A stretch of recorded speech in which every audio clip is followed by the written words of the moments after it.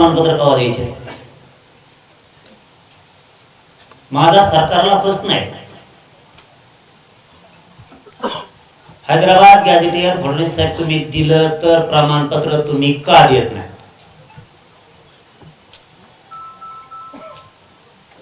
याच्या अगोदर त्यांनी स्थानिक चौकशीचा अहवाल काढला होता. बघा सगळेजण डोळ्यासमोर आठवून, मराठ्यांना किती वेळात काढायचं. फडणवीस साहेबांनी मराठ्यांचे लेकर टार्गेट का केले? मराठी टार्गेट कशामुळं? आम्ही तुमच्याशी भांडतोय आरक्षणासाठी, राजकारणासाठी नाही. इथं बसलेल्या मराठ्यांनी सुद्धा ही तळमळ समजून घ्या. आता तुकडाच पडायचा. स्थानिक चौकशीचा अहवाल आधीचा होता, त्यावेळेस प्रमाणपत्र निघत होते. आता यांनी काय करून नवीन एसओपी आणली, नवीन काही बदल केले. स्थानिक चौकशी अहवालात 3-4 महिने झाले प्रमाणपत्र निघाले. हैदराबाद गॅझेटियर नुसार सगळे प्रमाणपत्र मराठवाड्यातले घ्यायचे, त्याशिवाय आंदोलन थांबवायचं नाही. 29 ऑगस्ट पासून सुरू.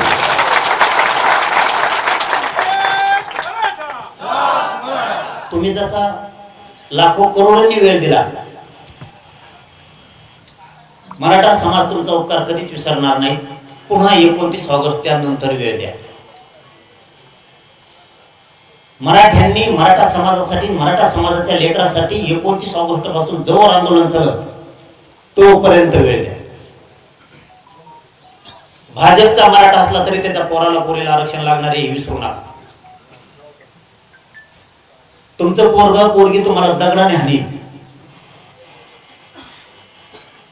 माझ्या सगळ्या नेत्यांना आव्हान आहे, शिवसेनेच्याही पोराच्या पोरीला आरक्षण लागणार आहे. त्याला नसेल लागत तर त्याच्या कार्यकर्त्याला लागणार आहे, कार्यकर्त्याच्या पोरापोरी लागणार.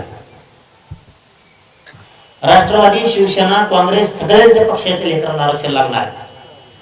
पक्षाच्या बाजूने ओढायचं इथून पुढं मराठ्यांच्या नेत्यांनी बंद करा. आरक्षणापुरतं तुम्ही तुमच्या पक्षाच्याच बाजूने ओढा. आरक्षणाच्या विषयात एकाही मराठ्यांच्या नेत्यानं, मंत्र्यांनी बोलायचं नाही. जातीच्या बाजूने बोलायचं आणि जातीच्या लोकांनी सुद्धा जातीच्या बाजूने उभा राहा. हैदराबाद गॅझेटियर नुसार 28 ऑगस्टच्या आत सगळे कुणबी प्रमाणपत्र द्यायचे, नसता 29 पासून आंदोलन सुरू आणि शेवटचं निर्णायक आंदोलन करायचं. खूप महत्वाच्या टप्प्यावर आंदोलन आहे आपलं, अंतिम टप्प्यावर आहे.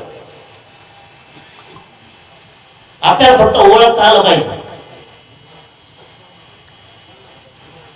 2 विषय खूप महत्वाचे आहेत, 58 लाख नोंदी आणि हैदराबाद गॅझेट नुसार कुणबी प्रमाणपत्र घ्यायचे.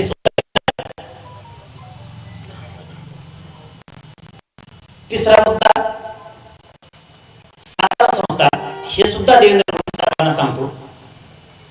सातारा संस्थान गॅझेटियर, कोल्हापूरचं गॅझेटियर, पुणे, औंध आणि बॉम्बे गव्हर्नमेंटचं 5 गॅझेटियर आम्ही तुम्हाला 3 वर्षापासून घ्या म्हणतोय. तुम्ही का घेत नाही?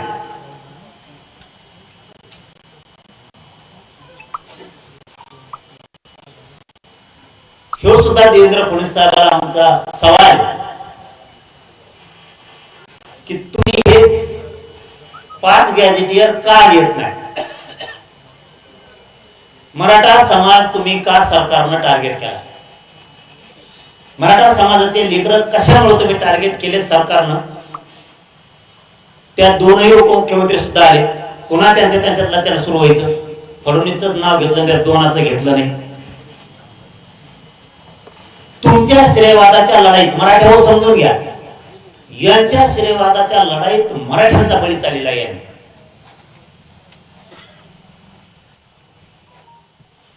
यांना वाटतं म्या करावं, त्यांना वाटतं म्या करावं, कुणीच करी नाही, त्याच्यात बळी आपल्या लेकरात होता. आम्हाला 28 ऑगस्टच्या आत सातारा संस्थानपासून ते 5ही गॅझेटियरची अंमलबजावणी जी असेल पाहिजे.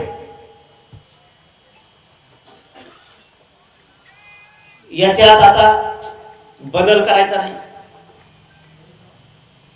आणि 29 ऑगस्टला निर्णायक आंदोलन करायचं. आपला पाचवा मुद्दा आहे. हे 3 वर्ष झाले म्हणते केसेस मागं घेऊन. काय बाबा आमच्या लेकरांना इतकं मारून आमच्यावरच केसेस. कोणती प्रक्रिया करायची तुम्हाला? मराठ्या समजूनच घ्या. आता आपण हल्ल्यासाठी आलोच नाहीये तिथं. निर्णायक तुकडा पाडायचा म्हणल्यावर आता जागा सोडायच्या नाही. जर शेतात काम असतील तर घराघरातून एक माणूस आंदोलन इथंच बसून राहायचं, बाकीच्याने शेतात काम करायचं. आपल्याला आपल्या समाजाला कायमचं आता मिळून द्यायचं. 29 ऑगस्टला मराठीची एक बी मागणी मागत व्हायची नाही. म्हणून म्हणतोय शांत चित्तानं ऐकून घ्या, करायचंय काय काय. 3 वर्ष झालं आपल्याला म्हणते ते केसेस मागवली. हल्लं त्यांनी केसेस.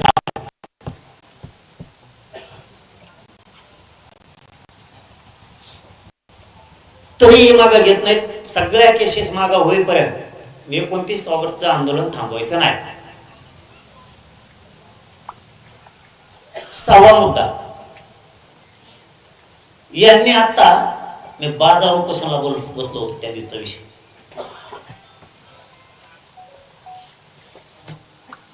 ओबीसीच्या सगळ्या सोयी सवलती सुविधा मराठ्यांना लागू केल्या. मी त्याच वेळेस सांगितलं होता विखे पाटलाला, लाडभाऊला, त्या दिवशी सांगितलं होतं. मी आणखीनही तुम्हाला तोंड टाकून बोललेलं नाही. सरकार शहाणे होगा तुम्ही. एकदा जर मराठा खवळला ना, माय आता बापाला नाही पण तुमच्या बापाला ऐकणार नाही मराठा पुन्हा. यांनी आता एक जी आर काढला बघा. जी आर असा आहे, मराठ्यांना पहिलीपासून KG to PG म्हणजे सगळ्या शिक्षणापर्यंत सगळ्या सोयी सवलती सुविधा दिल्या. मी यांना त्यावेळेस सांगितलं, मे जूनला ऍडमिशन सुरू होते.